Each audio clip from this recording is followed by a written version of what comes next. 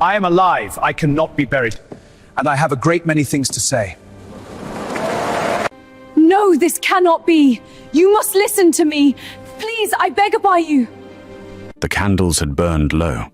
3 wicks remained, guttering weakly in the draught that crept beneath the heavy chamber door, and their light fell across the motionless form of Duke Benedict Crestwood in shallow, uncertain waves, as though even the flame was unsure whether to stay. He lay on his back in the great mahogany bed of Norcaster House, the finest room in the finest estate in the county, and he had not moved in 11 days. His skin was pale as winter linen. His breathing, Doctor O'Shawn Cartwright had informed the household that very morning was growing shallower. The Duke's mind, the physician had declared with the rehearsed gravity of a man who had practiced the words in a mirror, was most likely gone. Most of the house believed him. The servants had been weeping in quiet clusters since Tuesday. The tenants of the outer farms had heard, and word had reached the village that the great Duke of Norcaster was not long for this world. The nursemaid had stopped bringing the baby to the doorway at dusk, because Duchess Rosamond had said, with soft and sorrowful eyes, that it distressed her too greatly to see the child near such suffering. And so the room was empty now, save for the Duke and the Duchess herself. She had sent the last housemaid away, with a gentle press of the hand and a look so mournful it could have broken marble. The door had barely closed before something changed in her face. It was not dramatic. There was no sudden twist of expression, no flash of cruelty. It was subtler than that, and far more terrifying. It was simply the dropping of a performance she had grown tired of holding. She moved to the window, trailing her wine-dark silk across the floor, one hand lifting the curtain edge to peer into the courtyard below. Her rich auburn hair was dressed high and pinned with a jet mourning brooch, an accessory she had ordered from London before Benedict had even fallen ill. Benedict lay perfectly still. He could not move his arms. He could not lift his head, could not part his lips, could not press so much as a finger against the bedsheet. Whatever had been given to him, whatever had been slipping into his evening broth, his afternoon tonic, his bedtime draught for the past 6 weeks, had reduced him to something that looked, to all the world, like a man already halfway into the earth. But his ears still worked, and his mind, far from being gone, was the most fiercely alive it had ever been in his 38 years on this earth. Rosamond turned from the window. She crossed to the small writing table in the corner, opened the top drawer, and removed a folded sheet of paper. She set it down, pressed it flat with her palm, and studied it with the calm satisfaction of a woman reviewing a carefully considered plan. "The chapel will need black ribbon on every pew," she said aloud, to no one, or so she believed. "And white flowers. No, red and white together. It should look grand enough to be remembered." He would have wanted something grand. She laughed softly at that. A small, private laugh, the kind that lives behind locked doors. Benedict heard it. He lay there, or in the great bed where he had once read aloud to Elizabeth on winter evenings, in the house where his daughter had taken her first steps just 8 months past, and he listened to the woman he had married, planning the ceremony of his burial, while his heart was still beating. The black horses will need to come from Hartwell. The ones from the Grantham stable are too old for a procession of this length. I want it done properly. Nothing that invites gossip about how the estate manages its mourning. She paused to make a note on the paper. "Peter believes we should wait no longer than a fortnight after the announcement before we move funds. I think 10 days is sufficient. The lawyers are already aware of my wishes. Cartwright has assured me there will be no difficulty with the documentation." Benedict's mind didn't freeze. It sharpened, because Rosamond had just spoken 3 names. Peter, a Cartwright, and the lawyers. And in the space of those three names, the full shape of his situation assembled itself before him with the cold clarity of a January morning. And something else rose with it, far worse than the knowledge of his own poisoning. He remembered Elizabeth. He remembered the months before she died, the strange fatigue that had come on so gradually, the tonic Rosamond had pressed upon her with such tender insistence, the physician visits that had yielded only vague answers. He remembered standing at her graveside 12 months past, holding his daughter against his coat, telling himself it had simply been God's will. He remembered inviting Rosamond into his home out of grief and trust, believing her a loyal friend to his late wife, a woman who had helped nurse Elizabeth in her final months and had come faithfully each week to help with the baby girl. He remembered the wedding. Quiet, sensible, dutiful, and he had told himself it was for his daughter's sake. And now, lying unable to move, he understood what he had not understood then. Rosamond had not come to help. She had come to finish what she had started. Elizabeth had not simply fallen ill, and neither had he. Duke Benedict Crestwood, bedridden and believed senseless, turned the truth over in his mind with the slow, precise discipline of a man who had no other weapons left. He was not going to die in this bed, not while his daughter slept down the hall in her nursery, not while Elizabeth's memory lay undefended, not while Rosamond stood at his writing table making notes about ribbon colours and funeral horses. He would find a way. He did not yet know how. He could not lift a finger. He could not call out. But he was awake, and he was listening, and he was already beginning. Hey, quick question. How are you feeling right now? Thank you so much for being here. It truly means the world to me. And it is essential that we get your support through subscriptions, likes, and comments. So if this story is already pulling at your heart, please hit that subscribe button for us, smash the like, and drop a comment telling us where you are watching from. It helps more than you know. All right, thank you. Now let us get back to the story. The household of Norcaster House had entered a strange and suspended kind of grief. The grief of people who are waiting for a death that has not yet arrived, which is in many ways worse than grief that has already found its object. The maids moved through the corridors in near silence, their skirts brushing the polished floors with a sound like a whispered apology. The cook prepared meals she knew would go largely untouched. The stablemaster had quietly pulled the black bunting from the back storeroom and checked it for moth damage, because it seemed only practical, though he told himself he was merely being prepared and not in any way anticipating the worst. Potter, the estate's senior footman, a dry and square-jawed man of 52 who had served under both Benedict's father and Benedict himself, stood his post at the foot of the main staircase each morning with the same unreadable expression he wore at all times. Those who knew him understood that Potter's stillness was not indifference. It was suppressed alarm, which in Potter's case looked almost identical to boredom. He had been watching Duchess Rosamond for 3 weeks now. He could not have said precisely what had first disturbed him. It was not any single thing.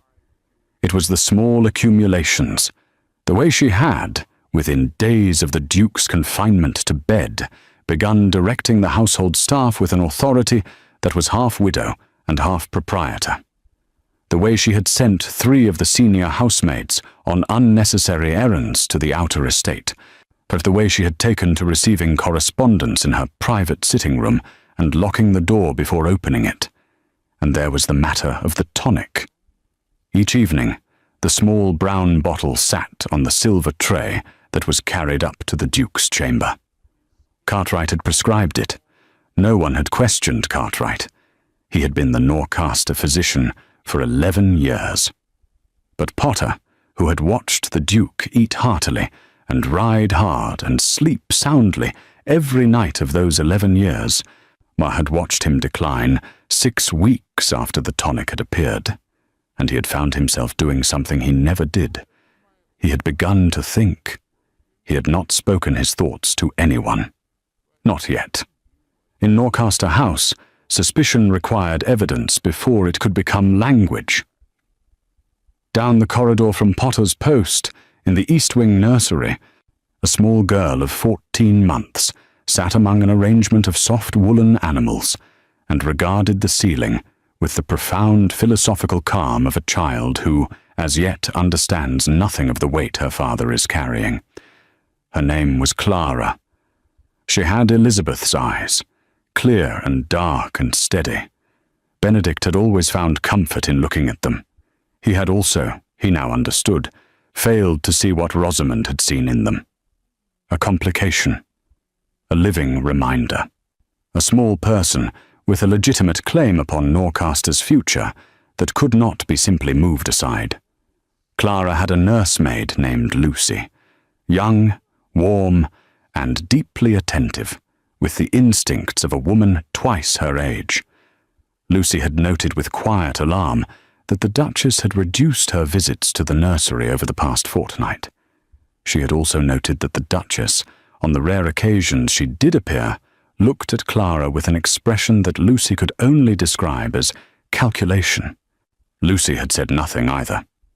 She was waiting, as all sensible people in uncertain situations wait, for something she could be certain of, that something was about to arrive in the form of a man named Jonathan Kingswell. Jonathan Kingswell had no formal title. He was 34, lean and neatly made, with the kind of face that was easier to trust than to describe. He had come to Norcaster 3 years prior as the Duke's personal secretary, and had stayed because Benedict Crestwood had proved to be, in Jonathan's experience, one of the rarest things in English aristocratic society, a genuinely decent man. He had loved Elizabeth, that much had been clear to everyone.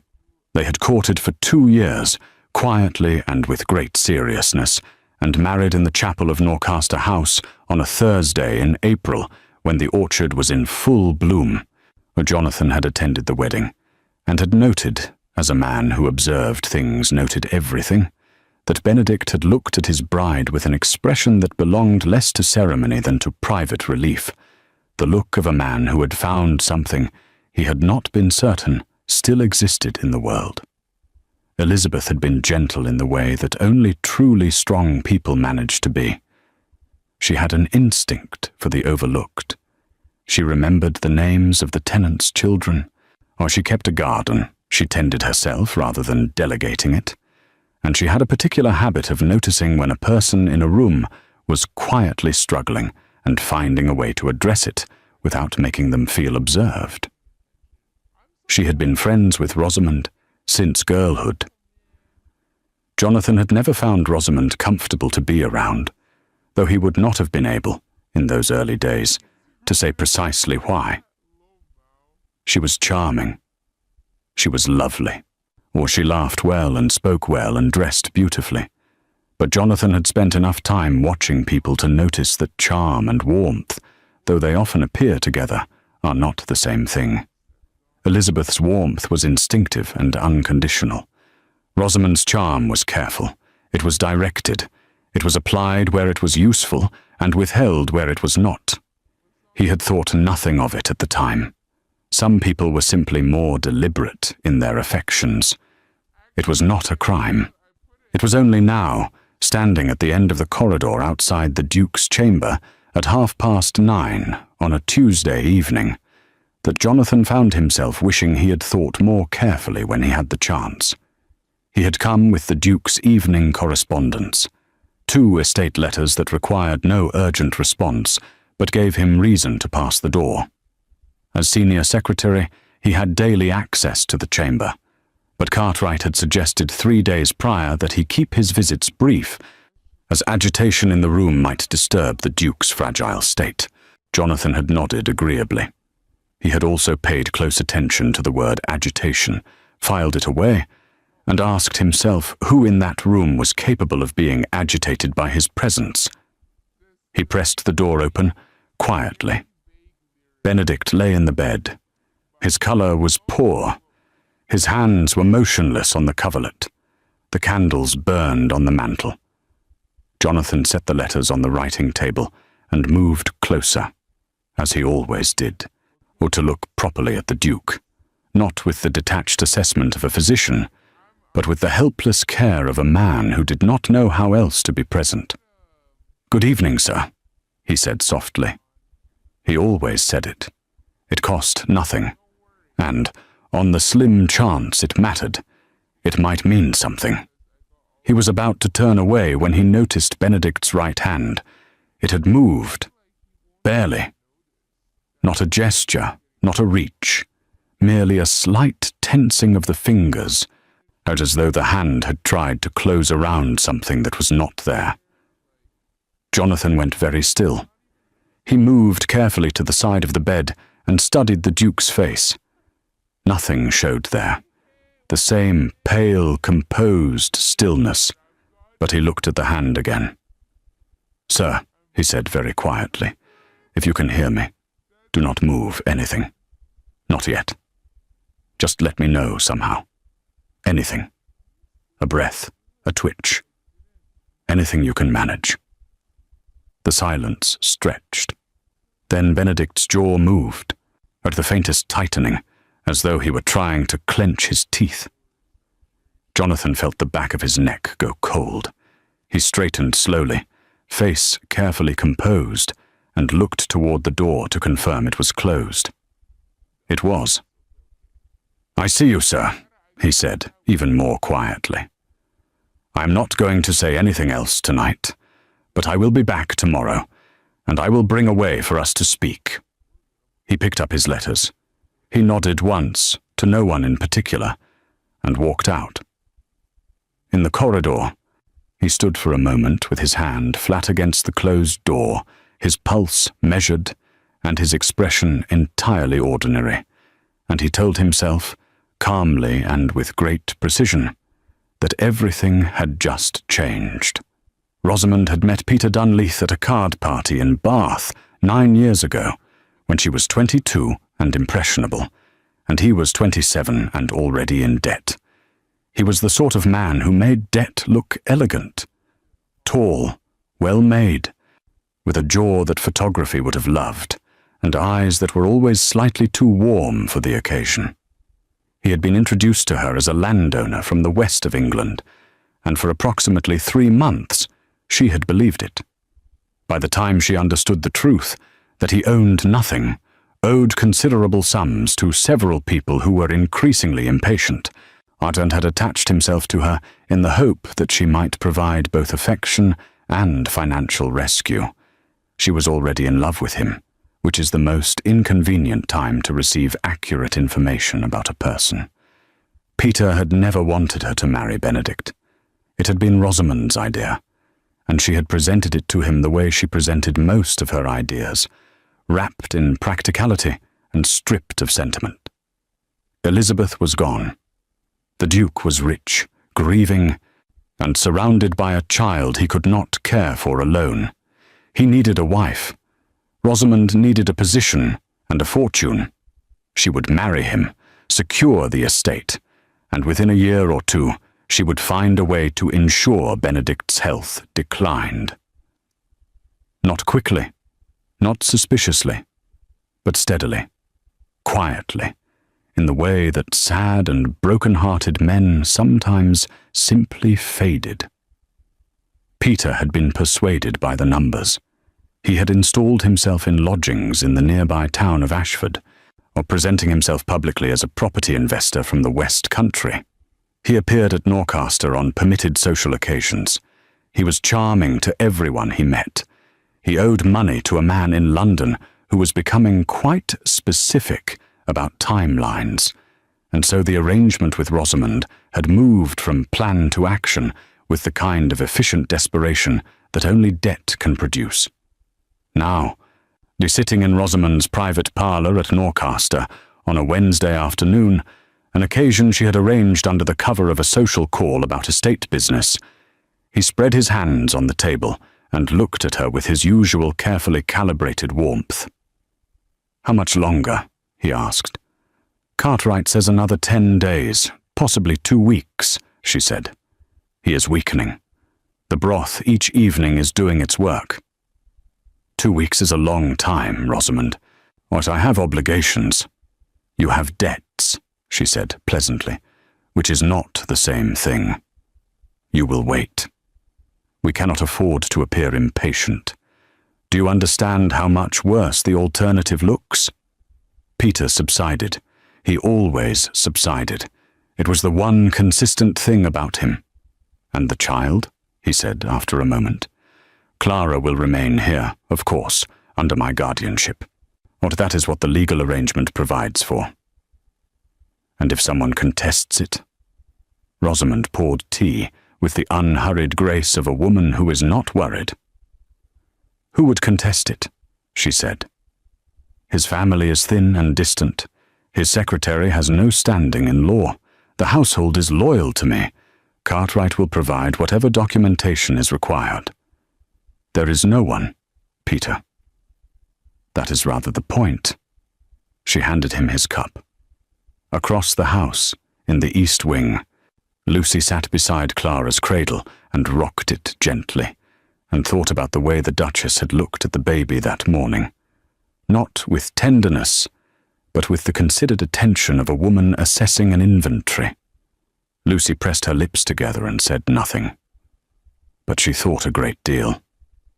Jonathan returned the following morning with a Bible. It was not particularly religious of him, but he had chosen it because it was the sort of object that a man might bring to a sick room without raising any eyebrows, and because its pages, held open at a certain angle, could serve a purpose that had nothing to do with Scripture. He dismissed the housemaid on a legitimate errand, checked the corridor, and closed the door behind him.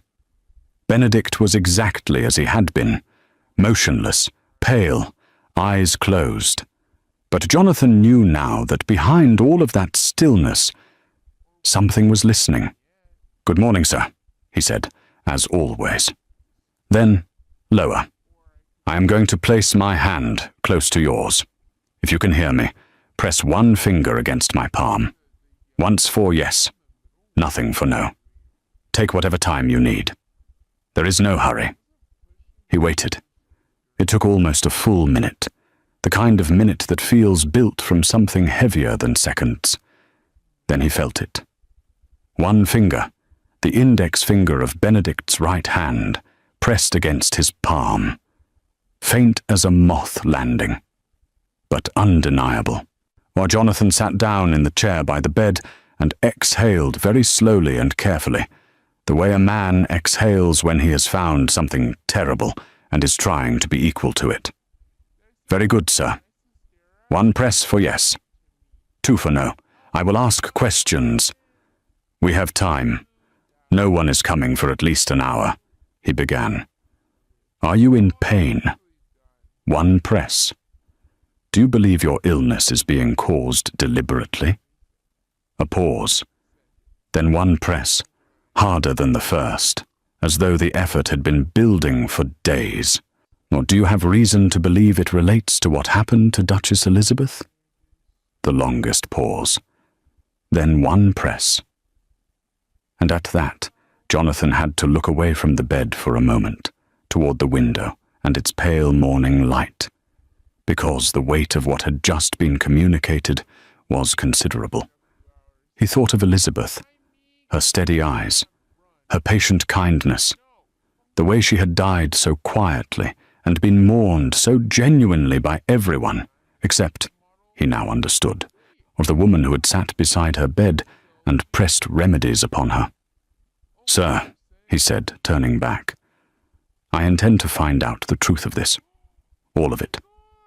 I need you to trust me, and I need you to do nothing to indicate awareness. Not to Cartwright, not to the maids, not to anyone. I will protect you. I give you my word on that." one press. "And Clara," he said, "is the child safe?" A pause, then two presses with something urgent in them. Not quite no to safety, but no to certainty. Jonathan nodded. That was answer enough. "I understand," he said. He stood, smoothed his coat, replaced the Bible on the table as though he had simply been reading a passage aloud. "I will be back tomorrow morning, same time, and I will bring help." He left without hurrying. He passed Potter on the stairs, exchanged the usual minimal nod, and continued to his office, where he sat down at his desk and wrote 3 short notes. To Ellis Gilbert, to Alex Green, and to Sienna Leonard, requesting discreet conversation that same afternoon. He sealed them without hesitation. There was no longer any time for hesitation. Ellis Gilbert was the estate's head of grounds, a long-limbed, deliberate man of 40, with the deep, observational patience of someone who had spent 30 years watching seasons change and learning to read what they signaled. He had known Benedict since boyhood. He had known Elizabeth. He had been fond of her in the quiet, the loyal way of a man who does not speak of fondness, but would go considerable distances to protect it. Alex Green was younger, 26, quick and dark-haired, currently serving as the estate's junior steward.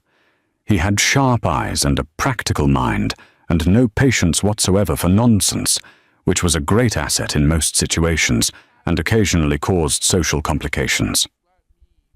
Sienna Leonard was the senior housekeeper's deputy, composed and sharp-eyed, with the quality of seeming to be in the background of any room while actually being at the center of its information.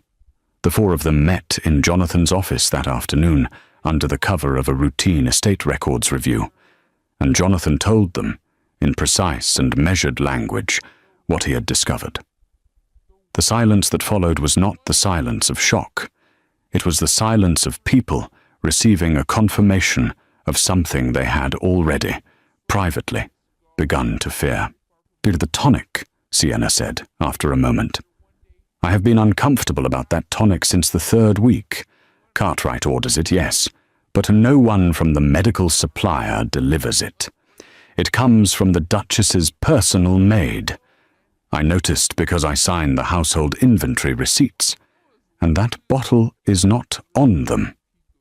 They all turned to look at her. "I assumed I had missed an entry," she said. "I no longer assume that. Can you intercept it tonight?" Jonathan asked. "I can redirect the delivery before it reaches the chamber," she said, "and replace the contents with a harmless equivalent. Plain, weak broth, perhaps. Something that smells similar enough that the maid does not notice." "Do it," Jonathan said. Ellis Gilbert cleared his throat. "There is something else," he said. 14 months ago, when the first Duchess was ill, a man named Peter Dunleith was seen twice near the servants' east entrance, and I took note of it at the time because he had no invitation that I was aware of, and I did not like his face. He told me he was calling on the Duchess's friend, Rosamond, on a personal matter. "Did you report it?" Alex asked. "To whom?" Ellis said simply. The Duke was beside himself with grief over his wife's health. I had nothing but a name and a feeling. A man cannot lay a charge with a feeling. The room was quiet for a moment. "He can, however, begin collecting evidence," Jonathan said. Alex nodded slowly. "Cartwright," he said. "Someone should speak to Cartwright." "Not yet," Jonathan said. "If Cartwright is compromised, warning him gives Rosamond time to move. We watch him first. We collect everything first. We act when we have enough that there is no possibility of it being explained away." Lucas Cox, who had arrived without being summoned because he worked the corridor outside the Duke's chamber and had seen Jonathan's note to Ellis inadvertently, was sat at the edge of the room without speaking. He was large and quiet, and had worked at Norcaster for 8 years.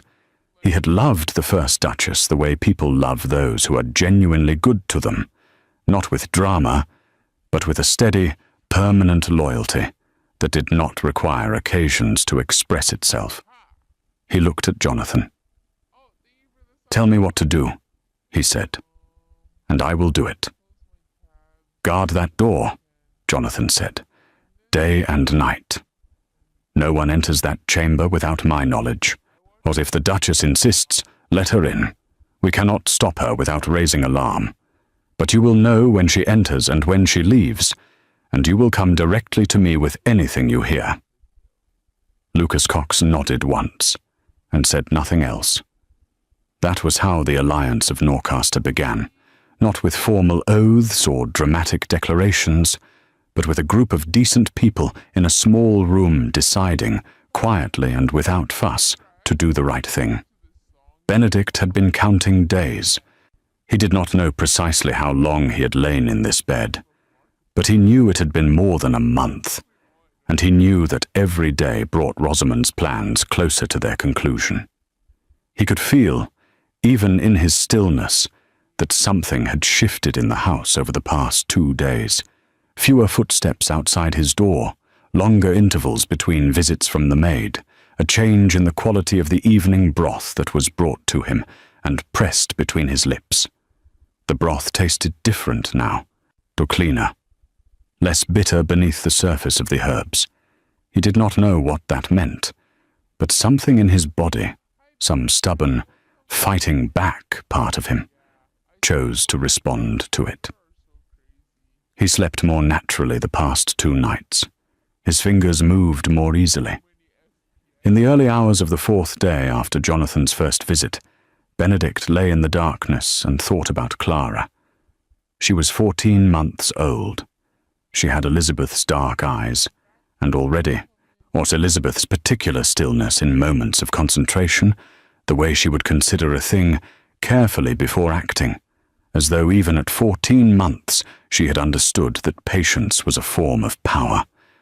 Elizabeth had loved her thoroughly and without reservation. Benedict had loved her in the way of a new father who is still slightly astonished that such a person has arrived and belongs to him.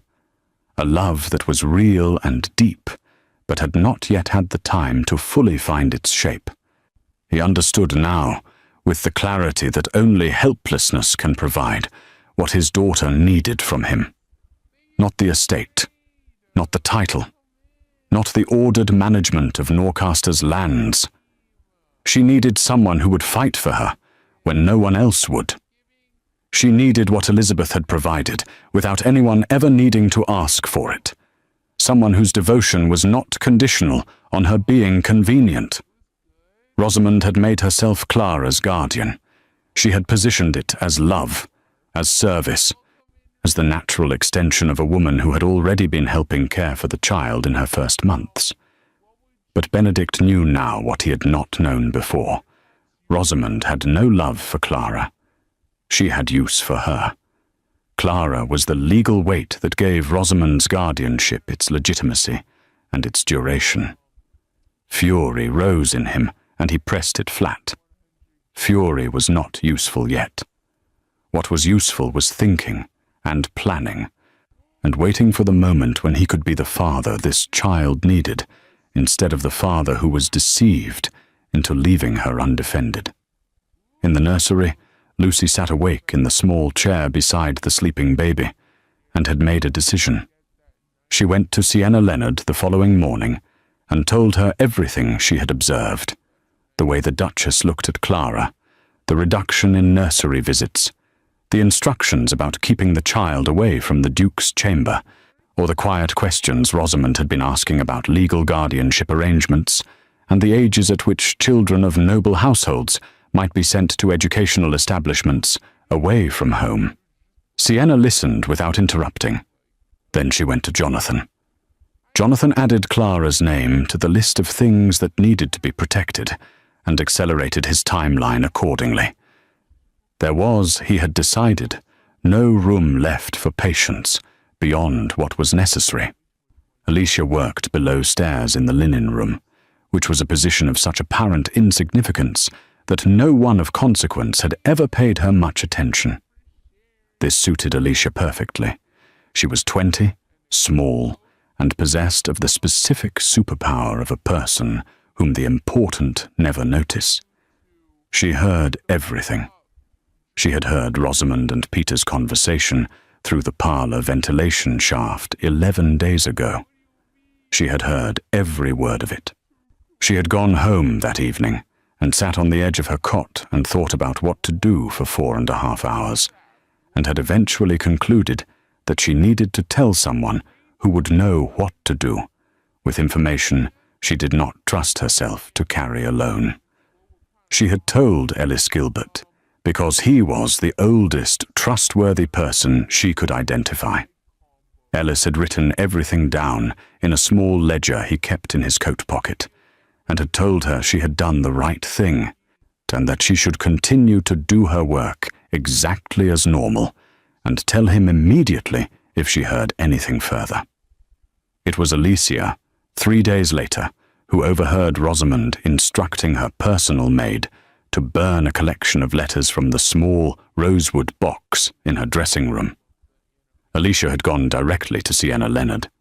Sienna had gone to Alex Green, who had gone through the ashpan in the Duchess's grate that evening, while the Duchess was at supper, and had recovered 4 partial sheets, burned at the edges, but with enough remaining text to establish a correspondence between a woman referred to only as R and a man referred to only as P, discussing the management of a tonic for a specific unnamed individual and the expected timeline of its effects.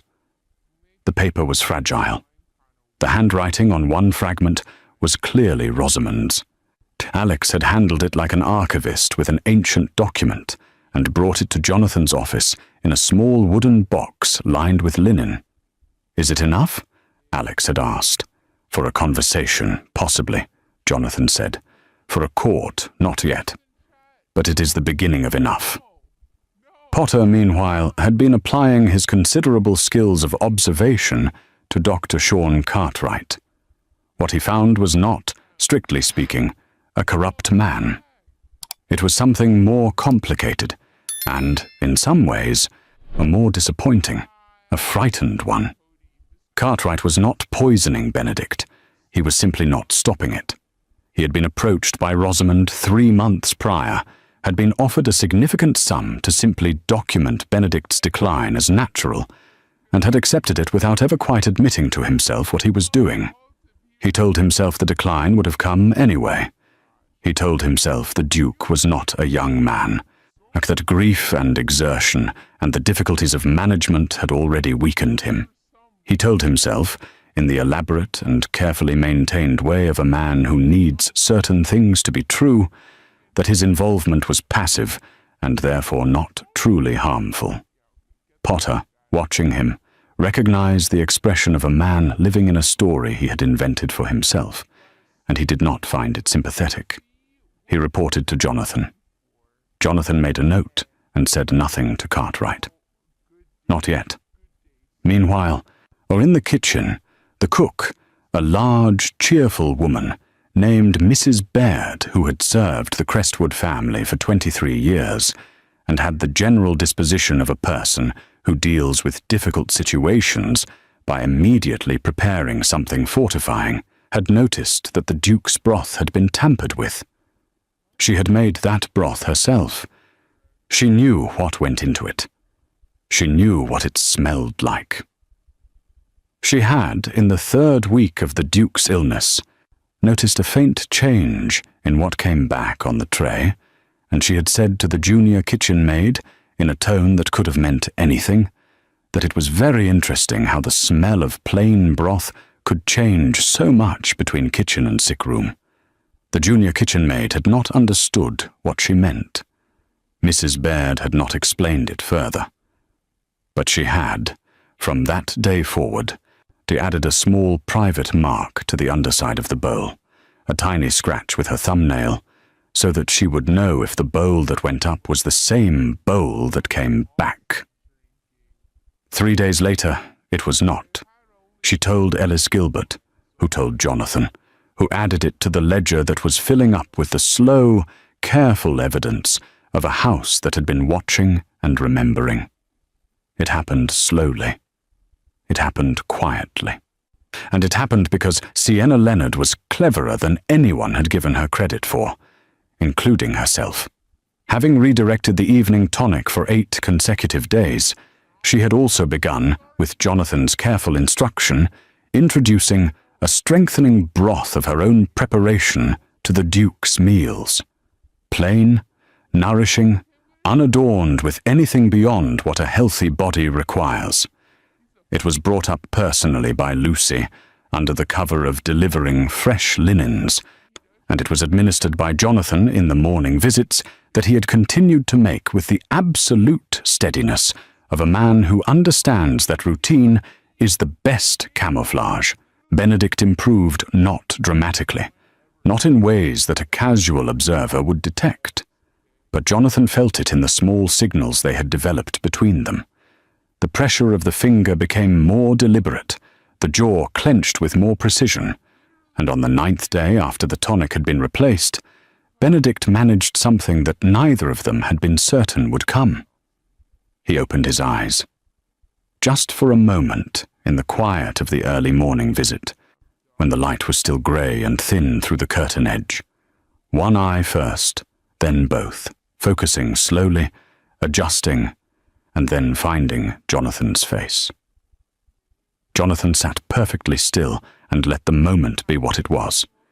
Benedict's eyes were clear, not clouded, not confused, alert, patient. The eyes of a man who had been inside a very long and difficult silence and was not going to waste the first moment of its ending. "Good morning, sir," Jonathan said, as he always did.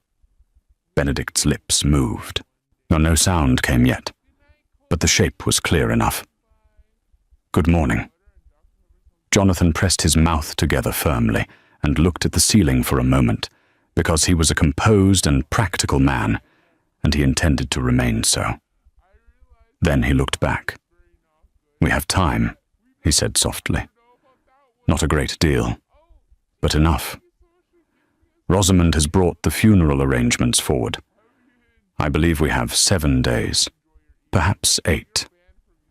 I need you to regain speech, or at minimum the ability to be seen upright, before she moves to the final stage." Benedict blinked. Once. Deliberately. "I know you will," Jonathan said. He reached into his coat and removed a small folded paper, a summary of everything the Household Alliance had gathered over the past 10 days. He set it where Benedict's eyes could reach it and held it in place while the Duke read slowly, carefully, eyes tracking each line with the concentration of a man reading a sentence that has the weight of a verdict. When he was done, Benedict closed his eyes. Then he opened them again and looked at Jonathan, and the look said, "I know what needs to happen." "So do I," Jonathan said, "and so does everyone who matters in this house."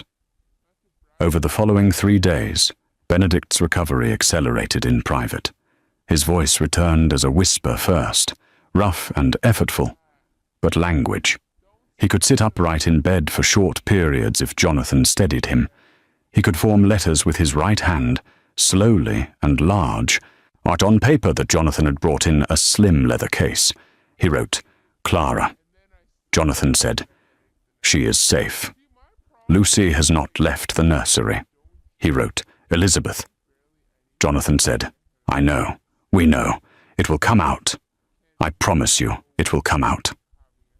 Benedict looked at him for a long moment with those steady, quiet eyes, and then he wrote one more thing. He wrote, "Thank you." Jonathan folded the paper, put it in his coat pocket, and said that was quite enough sentimentality for a Tuesday morning, and that they had work to do. Benedict, for the first time in 11 weeks, almost smiled. Rosamond chose a Friday. She had come to the decision, after careful consideration, of which day would produce the largest attendance among the people she needed as witnesses. Clergy were easier to schedule midweek, but appeared more solemn on Fridays. The estate lawyers could make the journey from London by Thursday evening and be rested, but the county families whose presence lent the occasion its necessary gravity were accustomed to Friday engagements. She gave the household the announcement on Monday morning, gathered in the entrance hall with appropriate gravity and composure. The Duke had taken a significant turn. Cartwright had confirmed there was no expectation of recovery. It was Rosamond's painful duty to begin the necessary preparations, both for the family's sake and for the proper ordering of the estate. No one spoke, while some of the maids wept. Potter, standing at the back, looked at the floor with an expression that could have passed for sorrow. He was, in fact, memorizing the timing she had given and calculating how many days Jonathan needed. The answer was 4. Jonathan had 3. The chapel at Norcaster began to be dressed on Wednesday. Black ribbon, as Rosamond had planned. White flowers and red roses in mixed arrangements along the nave. The casket, solid walnut, brass-handled, delined in ivory silk, arrived on Thursday morning in a quiet cart from the Hartwell craftsman, and was carried through the side entrance in a manner designed to be respectful and not visible from the road. Peter Dunleith arrived in Ashford on Thursday afternoon and took rooms at the inn under a false name. He was expected at the chapel, not in any official capacity. He was merely an acquaintance of the family, a cousin of a neighbour, nothing that would attract attention. But he and Rosamond had planned the sequence of the day carefully. The service first, then, immediately following, a meeting with the lawyers and the witnesses who would confirm the transfer of estate management. Then, by Sunday at the latest, the first of the funds. He sat in his inn-room on Thursday evening and counted the things he would be able to do with money that actually belonged to him, and he was in a perfectly good mood. Rosamond stood in Benedict's chamber on Thursday night. She sent the maid away. She stood at the foot of the bed and looked at the pale, motionless man who lay in it, and she felt, not remorse, but something closer to efficiency. He had never been anything more to her than a necessary step, a door she had had to pass through. She was sorry it had taken so long. She was not sorry for anything else. "Tomorrow it ends," she said, to the room. She smoothed the front of her gown and left. Benedict, in the bed, opened his eyes in the darkness. He thought of Elizabeth. He thought of Clara. He thought of Jonathan and Ellis and Lucas and Sienna and Alex and Potter and Lucy and Alicia and Mrs. Baird, all the people in this house who had chosen, at considerable personal risk, to stand on the side of truth. He pressed his hands flat against the mattress. He moved his legs. Slowly, with immense effort, he sat up. His arms shook. His breath came hard. The room moved around him in a slow, dizzying wave. But he sat up. And he sat there in the darkness of his chamber for several minutes, breathing carefully, adjusting, letting his body remember what upright felt like. Then he lay back down. Tomorrow was enough. He would be ready for tomorrow. Friday came in cold and clear, which was fitting. The chapel was full by 10 o'clock. Clergy from 2 parishes. The estate lawyers from London, grave-faced and sombre. County families filling the pews in well-pressed black, some of them genuinely mournful. Though some of them present because one attended these things in case they were observed not to. The Hartwell families. The Ashford magistrate. Dr. Sean Cartwright near the front, examining his hands with the focused attention of a man trying to be invisible through stillness. Peter Dunleith sat 3 rows from the back in the position of a respectful acquaintance. He did not look at the casket. He looked at the door. Rosamond stood at the front, dressed in black from the jet brooch at her throat to the black-trimmed hem of her gown. A short black veil lifted from her face, just enough to communicate both grief and composure. She was perfect. She had always been perfect at this. The officiant had begun the first passage. The chapel was entirely quiet. Then the side door opened. There was no theatrical announcement, no dramatic pause. Jonathan Kingswell simply opened the side door of the chapel and held it wide, and Duke Benedict Crestwood, Duke of Norcaster, walked through it. He walked slowly. He needed his cane, Ellis Gilbert's walking cane, borrowed for this exact purpose. His face was white and drawn, and not entirely steady, and he walked with the careful deliberateness of a man who has chosen to do something difficult and has decided that dignity is worth more than speed. But he walked. He was wearing his own coat, his deep blue coat, his proper cravat, his silver Norcaster crest pin. He had refused to appear as anything less than the Duke of Norcaster on the morning he reclaimed that name, and Jonathan had understood completely. The chapel did not erupt. It went absolutely, completely, echoingly silent. A silence so total that every person in the room seemed to stop breathing at the same moment. Rosamond turned. She had heard no announcement, no warning. She turned because she felt it, because every person in the room had turned to look at the same thing, and the pressure of it was irresistible. And she saw him. Her face did something extraordinary. It cycled through several expressions in rapid and involuntary succession: shock, denial, calculation, and then, most revealing of all, a flash of pure, uncovered fear. Benedict walked to the front of the chapel. He did not rush.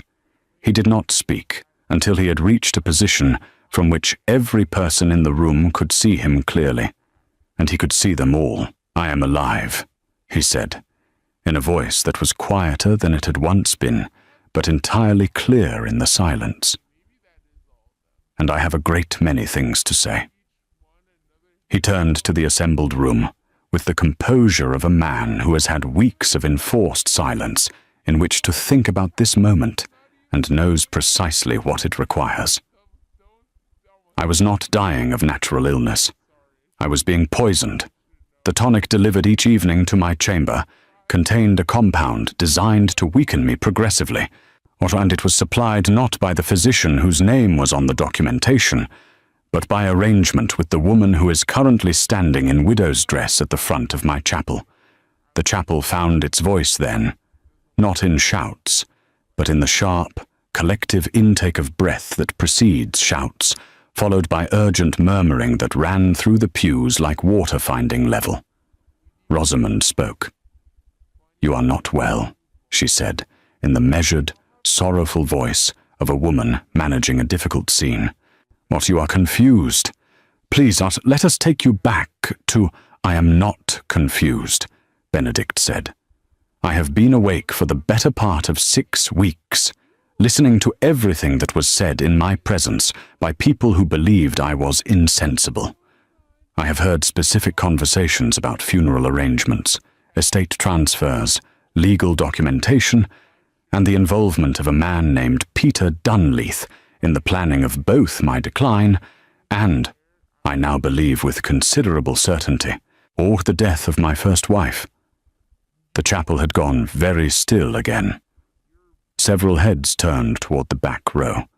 Peter Dunleith was no longer looking at the door. He was looking at Benedict with the expression of a man who has been running for a long time and has just noticed the ground ending. Jonathan stepped forward. "I am Jonathan Kingswell, personal secretary to the Duke of Norcaster," he said, to the lawyers and the assembled witnesses. "I have here a set of documented evidence compiled over the past 11 days, including recovered correspondence, testimony from household staff, account records showing payment to Dr. Sean Cartwright from an account that traces to the current Duchess, and physical evidence of tampered medicine. I would ask the magistrate present to receive these documents." The Ashford magistrate, who had come to pay respects to a dead duke and was having an extremely unexpected Friday, stood up and said he would receive the documents immediately.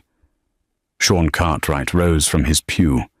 He looked once at Rosamond, who met his gaze with eyes that were no longer performing anything, eyes that were simply cold and watching him to see what he would do. He looked at Benedict. Then he sat back down and addressed the magistrate directly. "I will make a full account," he said.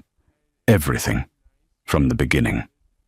Rosamond's composure left her all at once, like the way a performance ends when the audience has gone. Suddenly, completely, leaving only the person behind it. "You cannot prove," she started. "We already have," Benedict said simply. "That is rather the point of what is happening in this room." She looked at Peter. Peter had stood, and he was edging toward the chapel door, which was where Lucas Cox was now standing, with his arms folded, in the manner of a man who has no intention of moving. Peter stopped. The magistrate called for order. Two county constables, who had been discreetly positioned outside the chapel at Jonathan's written request the evening prior, entered through the main doors. It was over then.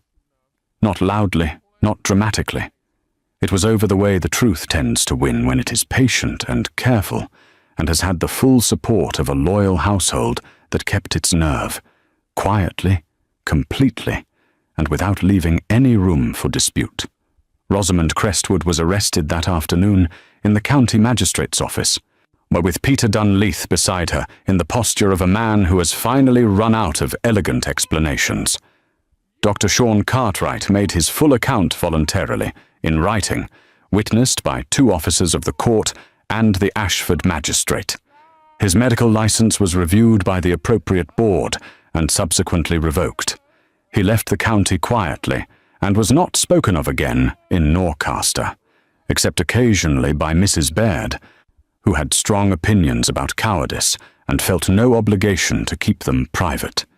Peter Dunleith's debts were called in the following week, every creditor having been notified of his arrest. His assets, which were, upon examination, substantially fewer than he had ever implied, were insufficient to meet 1/10 of what he owed. He stood trial alongside Rosamond the following spring and was convicted as her co-conspirator in both the poisoning of Duke Benedict Crestwood and the earlier poisoning of Duchess Elizabeth Crestwood. The evidence, including Cartwright's full account, the recovered letters, and the testimony of 6 household members, was thorough and damning.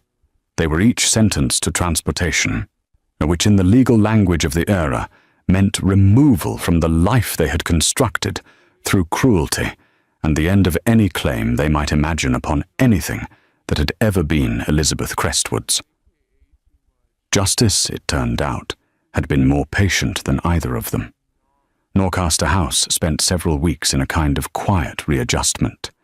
The readjustment that comes when a darkness lifts and people are not entirely certain how to reorient themselves to light. Benedict convalesced properly this time, with good food and honest medicine and the company of people who were fond of him without any ulterior purpose. He spent a great deal of time in the nursery. Clara was, by this point, 15 months old, and had developed a powerful attachment to his coat buttons, which she would examine with focused academic interest whenever she was settled on his lap. He would sit with her in the nursery chair for long stretches of the afternoon, and talk to her about nothing in particular, the state of the grounds, the behavior of the horses, the books he intended to read when he was stronger, and she would listen with her dark, steady eyes, and occasionally attempt to eat the buttons, and he found that he was, slowly, learning how to be the father she needed.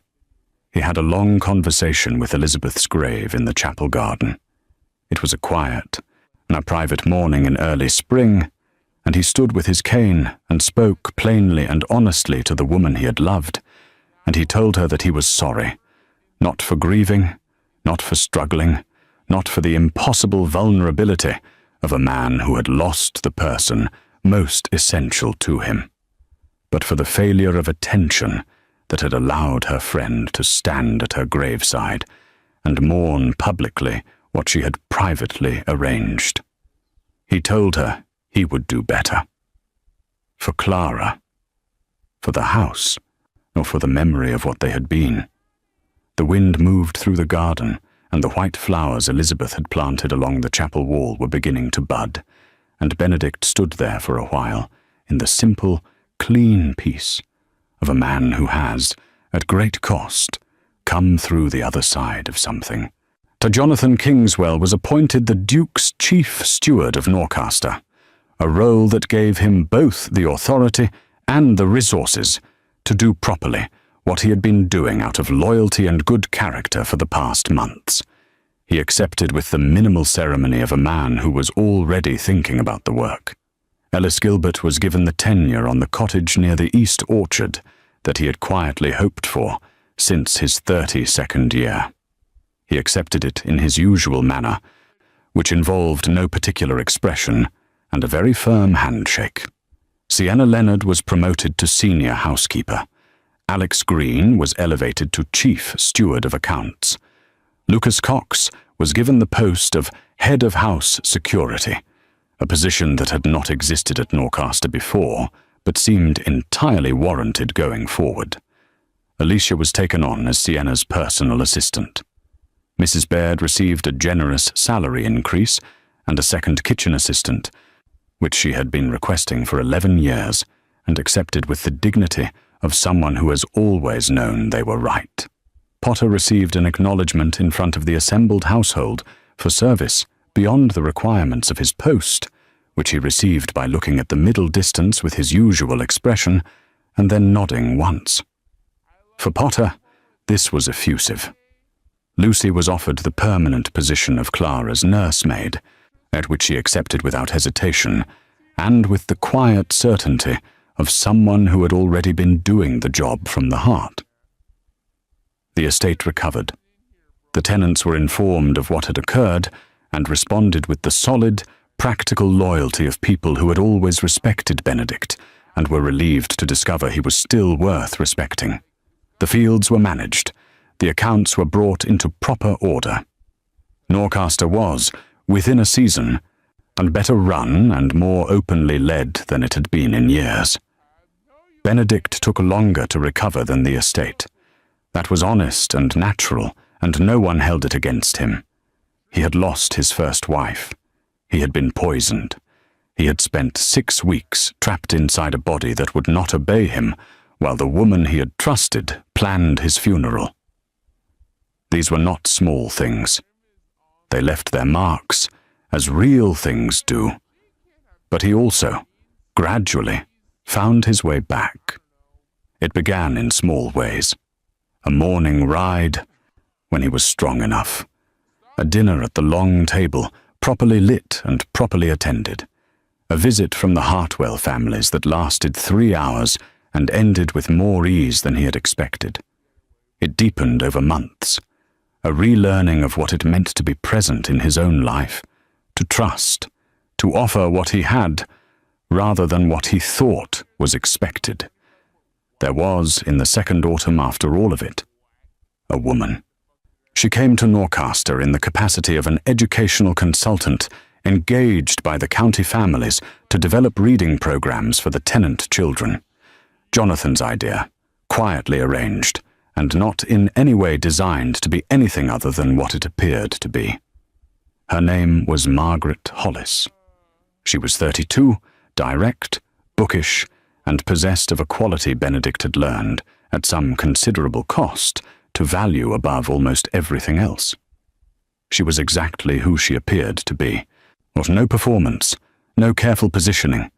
She said what she meant what she said, and she had a way of looking at things, at problems, at people, at the estate's children sitting in a circle on the library floor learning their letters, that reminded Benedict, gently and without pressure, that the world still contained people worth being open to. He did not rush. He had learned about rushing. He took his time, was honest about his history, and treated her with the straightforward respect of a man who knew exactly what he valued, She, in turn, brought a directness that made him feel, for the first time since Elizabeth's death, that he was being seen rather than managed. Clara, who was by now 2 years old and very decisive in her opinions, took an immediate liking to Miss Hollis, which Benedict noted without comment, but weighted heavily. It did not happen all at once. It happened in the patient, accumulating way that love happens when it is real.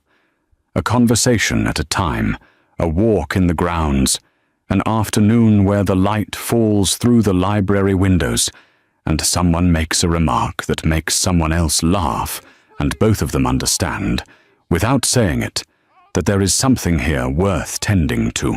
By the time of the second spring, 2 years after Rosamond's arrest, 18 months after her sentencing, but 1 full year after the county had largely stopped discussing the matter and moved on to other business, the House of Norcaster was, in every way that counted, well. Benedict was well. Clara was well. The grounds were honest. The evening table was lit, and the conversation was real, and the doors were open, as they had not been in far too long. And in the chapel garden, on a morning in April when the white flowers along the wall were in full bloom, had Benedict stood with Margaret Hollis beside him, and his daughter balanced on his arm, and the light was the particular light of English spring, gentle and clear and entirely without deception, and he felt, with deep and uncomplicated gratitude, that it was possible to come through very dark things and arrive, finally, somewhere worth arriving. Elizabeth would, he thought, have approved of all of it. She had been a woman who wanted things to be right more than she wanted them to be hers. He hoped he was, at last, becoming a man equal to that. Before we leave this story, let me ask you something from the heart. If stories like this still matter to you, stories where loyalty is remembered, where evil is answered, and where love survives what should have destroyed it, then please support this channel right now. Subscribe, leave a like, and share your thoughts below. Tell me where you are watching from and which moment stayed with you most. Your support helps keep stories like this alive, and truly, that matters more than you know. Thank you for being here and for staying with this story to the very end. Benedict's journey reminds us that wickedness can wear the face of kindness, that it can sit at your table, hold your child, mourn your losses with you, and still be planning your ruin with the other hand. But this story also reminds us that it cannot do so forever. Not when there are people in the world who notice, who remember, who refuse to look away even when looking away would be safer and more comfortable. Real loyalty does not announce itself. It shows up quietly, keeps its word, and stays when the situation makes staying costly. May we each have such people in our lives, and may we each be that kind of person to someone else. Until next time, take care of yourself, and remember, what is buried in deception can still be uncovered by courage. What we can learn from the story. 1. Grief makes us vulnerable in ways we do not always recognize. When we lose someone we love, our defenses are lower, our need for comfort is higher, and the people positioned closest to our pain are the ones with the most access to harm us. This is not weakness. It is being human, but it is worth understanding, so that we can be careful, not closed but careful, about who we allow into our most tender seasons. 2. Not every helpful face is a safe one. De Rosamond presented herself as a loyal friend, a devoted helper, a compassionate presence in Benedict's grief. She was none of those things. She was performing them. Genuine care and performed care can look identical from the outside, and time and consistency are the only reliable ways to know the difference. 3. Children can be used as emotional cover by selfish adults. Clara was not loved by Rosamond. She was used to justify access, to establish guardianship claims, or to present a sympathetic image. Pay attention to how adults around children speak of them when no one is performing. The difference between love and utility is usually audible if you listen carefully. 4. Medical authority should never be above scrutiny. Cartwright was not a villain in the theatrical sense.